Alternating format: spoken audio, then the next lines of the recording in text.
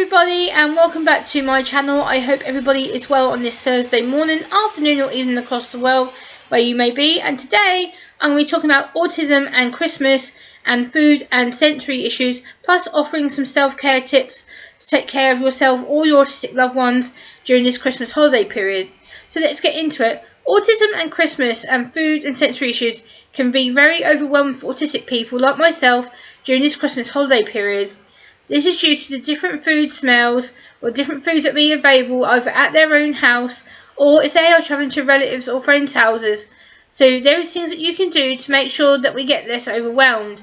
Like for instance doing a visual planner, which means writing a list of their favourite foods, snacks and drinks, and then purchase them from a local supermarket beforehand so that you make travelling more friendly and inclusive for autistic people or your loved ones. Also, where you're going, make sure you take photos of the place where you're going. Also, make sure that they know how long they're going to be staying there for. Take something from home with them, so whether that's a fidget toy, a blanket, something that belongs to them that's their favourite thing. So also this will help to keep the anxiety and the stress lowered of your autistic loved one or your friend or your family. Make sure you include your autistic loved ones during the Christmas holiday period by doing lots of activities. Lots of people do not understand that Christmas comes with many different smells, tastes, textures which can overwhelm autistic people like myself. For Christmas is about family, inclusion and helping to support your autistic friend, family or loved one who you spend time with during this Christmas holiday time. I'm quite lucky for me because I spend my time with family. I keep it very small, very routine, very structured. I'm able to go and spend time with people who understand me, accept me, and understand that I may not like certain foods, certain tastes, certain drinks. Then they make sure that I have something that I do like again, like my own Coca-Cola or lemonade, something like that, or a cider, depending on what I'm drinking during the Christmas holiday period. But again, when you go to someone else's house and you're going through a change of food, there's a different smell, there's a different feel to it, there's a different taste of the products that are on offer. Make sure you bring something with them from home so that the autistic person doesn't get overwhelmed, over anxious, over stressed, because they will get overwhelmed because it's a change of routine, so change their predictability, so change their usual food routine. So again, they may get overwhelmed and into a shutdown because the food that they like isn't there or is only there in little quantities. So again, it's about taking something with them to keep them anxiety low, to keep them safe. Make sure they know that they can get it out of their bag at any point if they need it. Also, sensory tools, again, is a big one.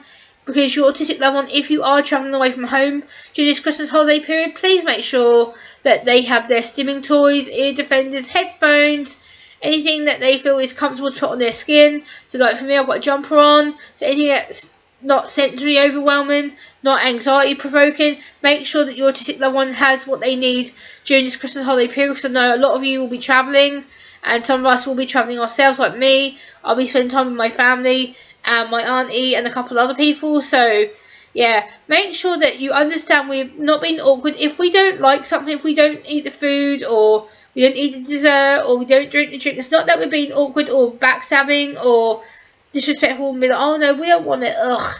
No, it's the fact that we get sensory overwhelmed. It's the taste, it's the smell, it's the texture, it's the food touching, it's the drink that may smell funny, it may be too sweet, too bitter, the food may be too dark, too light. It depends on what kind of food you are providing for them on the table. Also, being in a family environment can be very overstimulating for people on the autism spectrum. So for me, you have to think about light, you have to think about smell, touch, crowded space. You have to think about the different foods that are on the table, the different drinks that are on the table. So yeah, I just want to offer some self-care tips to wrap this video up a little bit. So these are the self-care tips that I do for myself and what I feel would work for other autistic people and people with disabilities during this Christmas holiday period to take care of yourselves.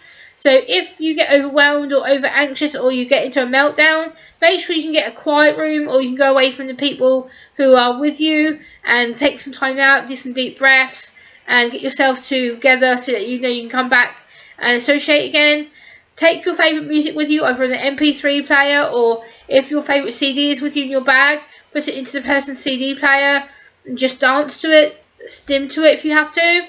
Sensory toys, fidget tools, sensory aids, again, it's a big key crucial thing. Make sure you take a hand fidget. I've got one like right here with me. Hold on, I'm just trying to disconnect my phone charger because otherwise it will beep at me. But this is my hand fidget that I'll be taking as one of my fidget tools here. Give yourself time to sensory process. Again, this is a crucial thing. Make sure you give yourself enough time to process the conversation. So when you're talking to someone, please don't assume that autistic people want to stare at you in the face, or that they're being derailed by turning away or looking down or looking to the side, because they're trying to mentally process the conversation at hand. They're trying to join in with the atmosphere. They're trying to be inclusive. They're trying to not let their autism overwhelm them, and it is very hard when they're around groups of public people, and you've got people going, what's wrong with you? Look at me. What's wrong with you? Why don't you look at me? Look at my face when I'm talking to you. Look at me. Look at me. No, we can't. So please don't do that. Also, another thing, this last tip I'll give you is sensory-friendly clothing. Oh my God, I cannot stress this one enough. If you are going out of town, or you are going to your relative's house for the night for the party, or just for dinner, make sure you wear something that is sensory friendly 100% to you, that's not going to irritate your skin, that's not going to smell funny, that's not going to feel scratchy or itchy or tight or restricted. Make sure you wear something that's very loose, baggy, something that's going to make you feel free to move and to get up, to get down, to eat, because obviously the last thing you want to be doing is wearing that tight clothes that are going to be restricting you and making you feel worse than you already may be feeling overwhelmed and overstimulated at that point. So I hope you've enjoyed this video about food and self-care tips. Please give this video a like, comment, share and subscribe, and I will be back next time. And Merry Christmas! Bye!